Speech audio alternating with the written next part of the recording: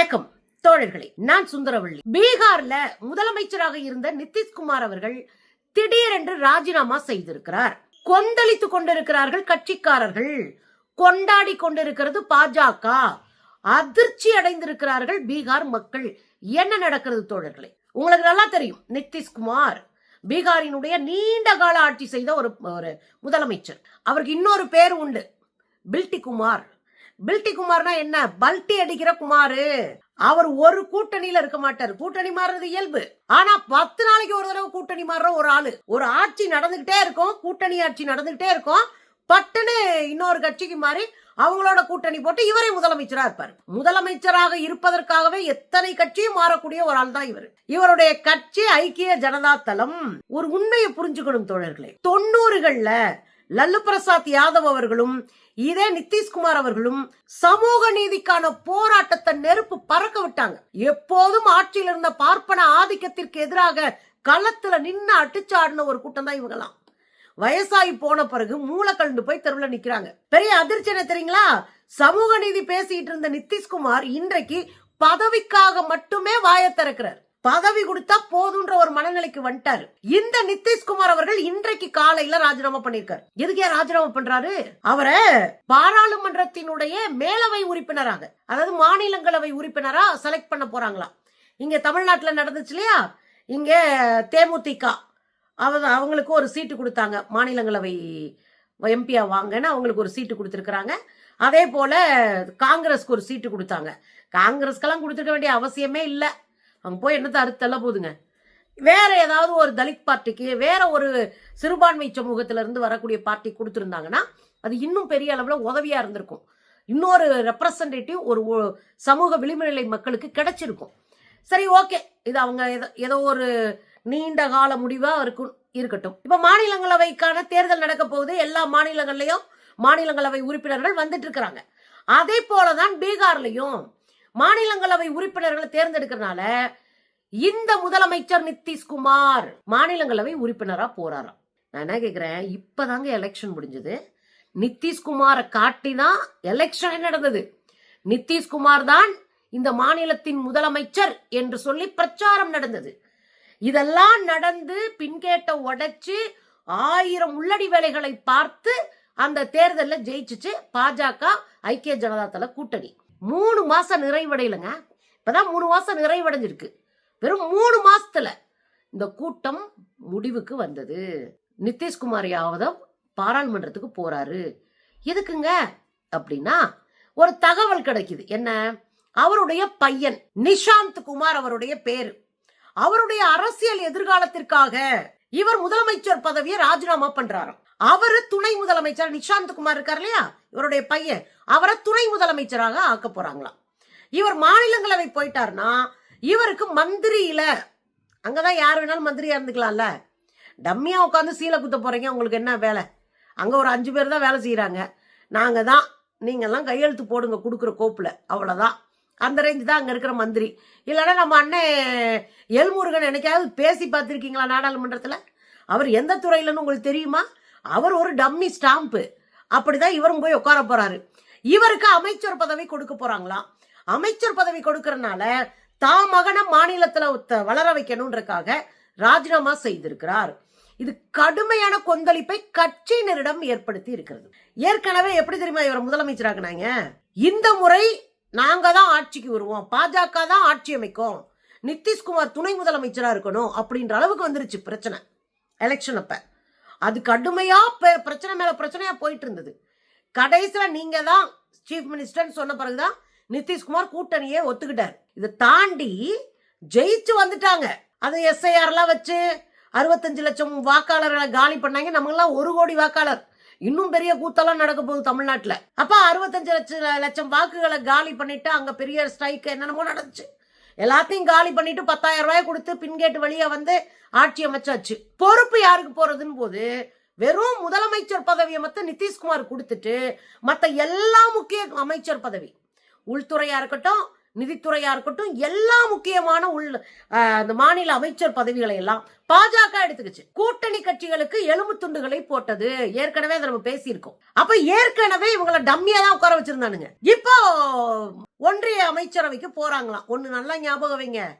இதத்தான் நான் திரும்ப திரும்ப கடந்த 7 ஆண்டுகளா பேசிட்டு இருக்கேன். பாஜகவோடு கூட்டணி வைக்கிற கட்சிகள் சமாதியாக்கப்படும். பாஜகவோடு கூட்டணி வைக்கிற கட்சிகள் ஒரு 2 தேர்தல்ல முடிவுக்கு வந்துடும். அவங்கள வச்சு அவங்க மேல ஒட்டுண்ணியா ஒட்டி ஓட்டுகளை வாங்கி உள்ளடி வேலை பார்த்து இந்த பாஜக தங்களை நிலைநிறுத்திக் கொள்ளும். உதாரணம் பலமுறை சொன்னதுதான், உங்களுக்கு திரும்ப ஞாபகப்படுத்துறேன். அவங்களோட கூட்டணி சேர்ந்த கட்சியெல்லாம் என்னாச்சு? மகாராஷ்டிரால சிவசேனை 2ஆ உடைஞ்சு காலி ஆயிடுச்சு. அதே மகாராஷ்டிராவில சரத்பவார் அவருடைய தேசியவாத காங்கிரஸ் கூட்டணி வச்சிருந்தான், 2ஆ உடைச்சு காலி பண்ணியாச்சு. அங்க இருந்த முக்கியமான எதிர்கட்சிகளை 2ஆ உடைச்சு காலி பண்ணியாச்சு. இப்ப அங்க சில்லு சில்லா உடைஞ்சு கிடக்கு கட்சிகள். பாஜக ஆட்சிக்கு வந்து விட்டது, அதுவும் அறுதி பெரும்பான்மையில். இங்க இப்படியே எடுத்தீங்கன்னா பஞ்சாபுக்கு போங்க, சிரோன்மணி அகாலிதள் ஒரு கட்சி, ஆட்சியில் இருந்த கட்சி. 25 ஆண்டுகால கூட்டணியில இன்னைக்கு ஒரு சீட் வாங்க முடியாத ஒரு ஒண்ணுமில்லாத கட்சியா சிரோன்மணி அகாலிதள் போச்சு. அப்படியே இங்கிட்டு வந்தீங்க அப்படின்னா ஒடிசா மாநிலம் நவீன் பட்நாயக்குடைய 25 ஆண்டுகால ஆட்சி. ஒரே ஒரு விஷயம், தமிழ்நாட்டுக்காரர்கள் திருடர்கள் சொல்லி போலியான பிரச்சாரத்தை சொல்லி அவர் ஆட்சியை முடிவுக்கு வந்தாங்க.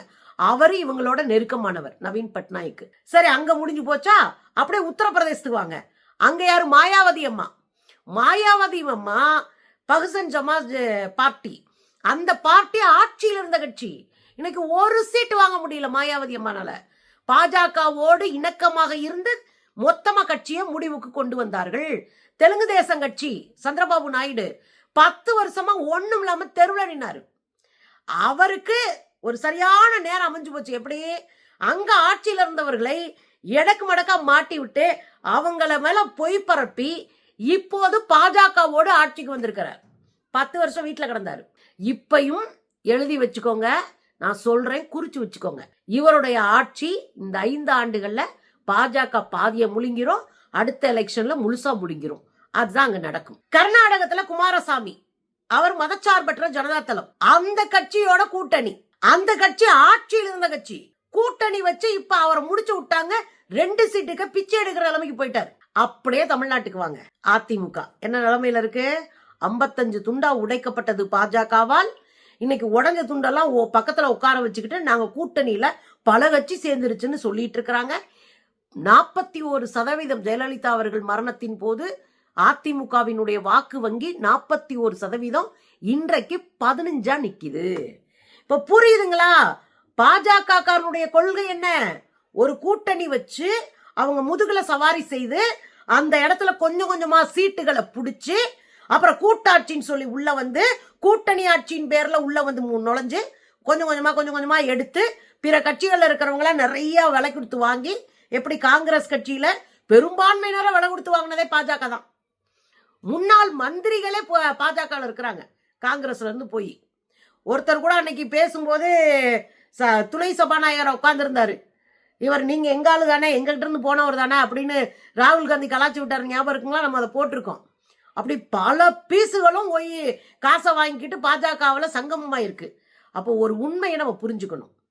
பாஜகவோடு சேருகிற எதுவும் வீடு வந்து சேராது. பாஜகவோடு ஒரு கட்சி கூட்டணி வைக்கிறது என்றால் அந்த கட்சிக்கு சமாதி கட்டாமல் பாஜகவினர் விட மாட்டார்கள். அவர்களுடைய நோக்கம் அதிகாரம். அந்த அதிகாரத்திற்கு இவர்கள் மேல் சவாரி செய்வார்கள். நாளைக்கு இவர்களை கரைத்து குடிச்சு செரிச்சிட்டு இந்த இடத்துல பாஜக நிற்கும். அதுதான் அதிமுகவுக்கும். இது அப்படியே பீகாருக்கு வாங்க. நிதிஷ்குமார் யாதவ் என்ன பண்ணாரு? போன எலெக்ஷனுக்கு முதல் எலெக்ஷனுங்க 74 சீட்டு நிதிஷ்குமார் யாதவ். இப்ப போன எலெக்ஷனுக்கு முதல் எலெக்ஷன் நான் சொல்றேன், 2 எலெக்ஷனுக்கு முன்னாடி 74 சீட்டு. பாஜக 30 சில்லற சீட்டு. சரிங்களா? அப்படியே அடுத்த எலெக்ஷனுக்கு வாங்க. பாஜக 73 சீட்டு, இவங்க 34 சீட்டு. யாரு? நிதிஷ்குமார். அப்படியே மாறிச்சா? மாநில கட்சி வலுவாக இருந்து 70 சீட்டுக்கு மேல வாங்கி பாஜக 30 சீட்டை வச்சு கூட்டணி. போன எலெக்ஷன்ல என்ன ஆகி போச்சு? பாஜக 74 ஆகி போச்சு, இவங்க 34 ஆயிட்டாங்க. இந்த முறை இவங்க சுத்தமா வாஸ் அவுட் ஆகி ஒரு 50-60 சம்திங் தான், பாஜக விட கம்மி தான் சரியா சொல்லணும்னா. முடிஞ்சா?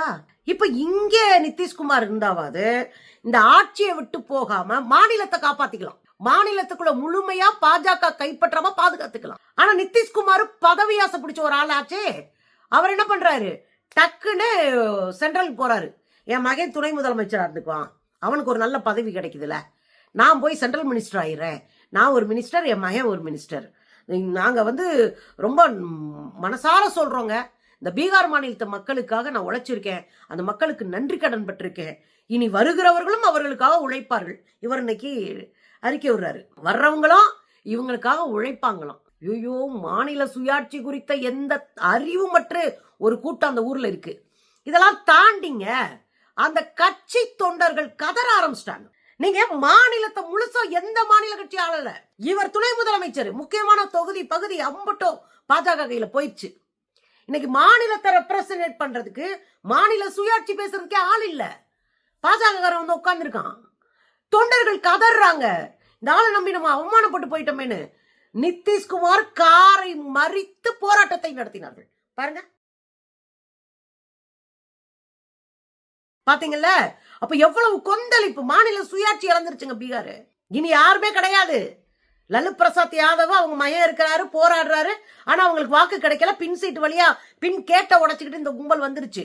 உள்ளடி வேலை பார்த்து தேர்தல் ஆணையத்தை கையில வச்சு ஜெயிச்சிருச்சு. இப்ப அவங்களாலும் ஒண்ணும் பண்ண முடியல. அங்க இருக்கிற காங்கிரஸ், சிபிஎம், சிபிஐ ஒண்ணும் பண்ண முடியாம நிக்கிறாங்க. பாஜகவோட பங்காளி சண்டை போட்டுக்கிட்டு இருந்த இந்த கும்பல் ஒன்னா சேர்ந்துக்கிட்டு இப்போ நிதிஷ்குமாரா ஆஃப் பண்ணிட்டாங்க. உன் மகனுக்கு 4 எலும்பு போடுறேன், பொறுக்கிய சொல்லுன்னு. இப்போ மொத்த பீகாரும் பாஜக சங்கிகள் கையில். இனியெல்லாம் நினைச்சு கூட பார்க்க முடியாது. பீகார் மக்கள் சுயமரியாதை, மாநில சுயாட்சி, இது எதையும் நினைச்சு கூட பார்க்க முடியாது. ஏற்கனவே வேலை வாய்ப்பற்று, பொருளாதாரமற்று, சுயமரியாதையற்று ஒடுக்கப்பட்டு கிடக்கிற பீகாரிய மக்கள் இனி மூட்டை முடிச்செல்லாம் கட்டிட்டு ஊர் ஊரா போக வேண்டியதுதான். அதான் நிலைமை. இந்த இடத்துல ஸ்டாலினை நினைச்சு பார்க்க வேண்டியிருக்கு. முதலமைச்சர் ஸ்டாலின் அடிக்கடி சொல்லுவார், நாம எதிரிகள் எதிரிகள் யாருன்னு கையை காமிச்சிட்டே இருப்பாரு. எல்லாரும் என்ன பூச்சாண்டி கட்டுறீங்களா, பாஜக வந்தா என்ன பண்ணும், இதைத்தான் பண்ணும். அவர் பூச்சாண்டி காட்டல, பாஜக வந்தா இதைத்தான் பண்ணும். டெல்லிக்காரை இங்க பிடிச்சிக்கிட்டு உட்கார்ந்துக்கிட்டு நாங்கெல்லாம் யாருன்னு தெரியுமா அப்படின்னு நம்ம வீட்டுக்குள்ள எல்லா வேலையும் செய்வோம். அந்த நிலைமைக்கு வந்துருவானுங்க. பொம்பளை பிள்ளை தெருவில் நடக்க முடியாது, பள்ளிக்கூடத்துக்கு அனுப்ப முடியாது, வேலை வாய்ப்பு கிடையாது, பார்ப்பனர்கள் தான் எல்லா அதிகாரத்திலையும் இருப்பாங்க.